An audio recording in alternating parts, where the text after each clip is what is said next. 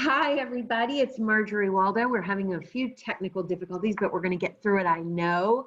I'm here at Arts Garage and talking through Zoom with Destiny Lopez, who is scheduled to perform as part of our Singer-Songwriter Showcase on November 7th at 8 p.m. Hi, Destiny. Hi. Thanks for joining us. I'm glad you're here, and I'm looking forward to your show. Thanks for having me. So tell me, you bill your genre as indie pop psychedelic. Tell me what that means. What is indie pop psychedelic?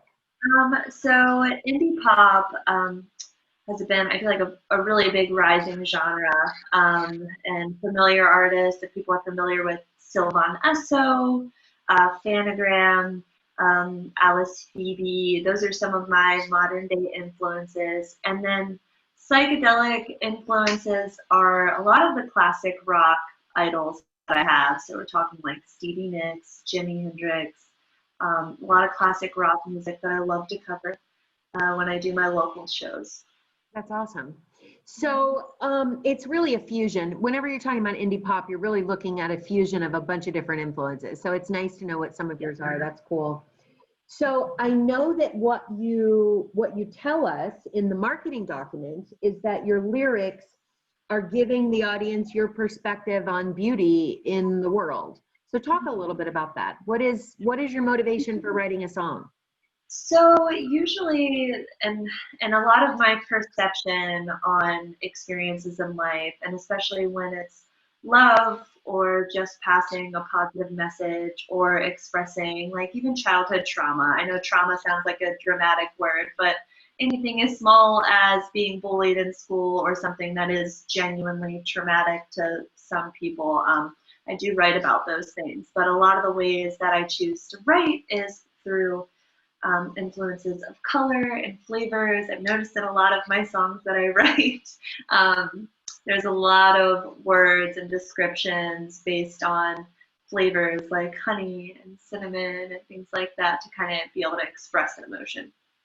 That's really cool. It also pulls in when you're talking, I would imagine that when you're talking about a difficult topic for someone to hear or process or remember, when you tie in these positive images of some of those flavors you're naming, it would change how you view it. Maybe it makes it maybe the honey makes the medicine go down a little smoother, right? Oh, you're nailing it. You're nailing it. I have a song called Chocolate Chip Pancakes that I just wrote on the road.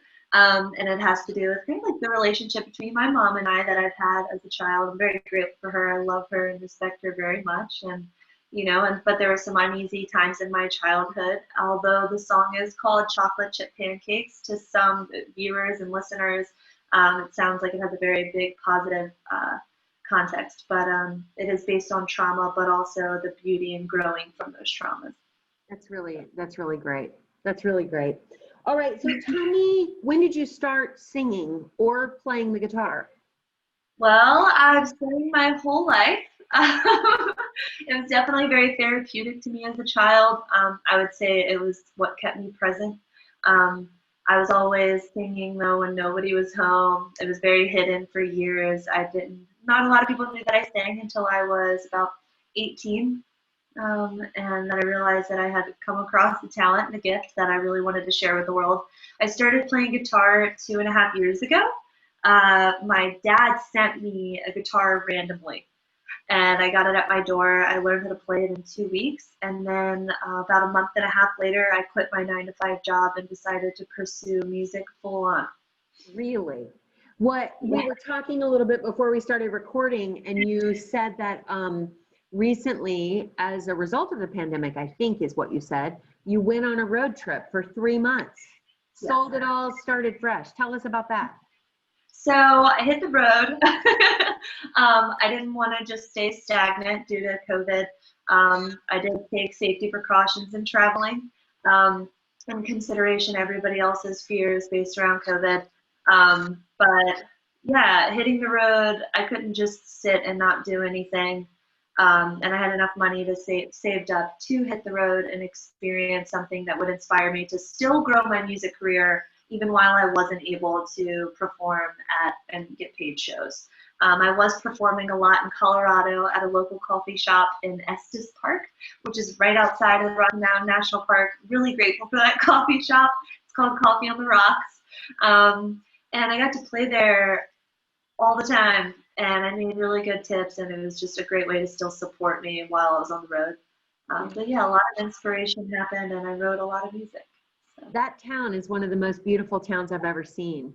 And it's literally at the bottom. So it's just this really cool vibe. That whole place is really neat. Yeah, you get out of the canyon and the valley of the whole town is just, it's really special. Yeah. So when you're performing, what is it that you want your audience to feel or take away from your shows? What do you want them to, what would be your ideal response from an audience member if you knew they experienced this, or talk about that? So even if they're not consciously getting a positive impact, subconsciously, I feel like a lot of my listeners walk away feeling a little bit lighter. I definitely want to make that kind of impact, bring a lot of zen. I do have kind of like a soft voice at times until I'm in full band mode. But I would say that a lot of people say that my music is very relaxing. That's awesome. And everybody could use a little bit of that right about now. So I'm going to talk for a second about your new business, because in the midst of all this, not only is songwriting, traveling the United States and performing in beautiful towns in Colorado, but you are also launching a business. Yes, Roro. It's a clothing exchange on wheels. I am scheduling closet cleansing, so I'll come to your home and clean out your closets. And whatever I'm not able to curate for the Vans shop, I actually donate for you. And then as well as you can schedule appointments for me to come shop at your home. I will be popping up at local events, local collectives in West Palm Beach, like the Station, which is opening up on the 500 block of Clematis. And hopefully the Green Market up north as well. But yeah, so we'll be seeing me popping up a bit. I'm still getting it all together, but planning to launch in November. It's really cool. And I think the idea of a closet cleansing, although it's cute and catchy, you know, Right. I also think it ties to sort of what you're talking about with your music. So I hope that it's successful for you. And I cannot wait to see you perform on the 7th. So thank you for taking time today. Thank you so much. To talk with me. And we will see you on November 7th at 8 p.m. Looking forward to it. Thanks for making me a part of the community at Arts Garage. We're happy to have you. Thanks, Destiny. See you soon.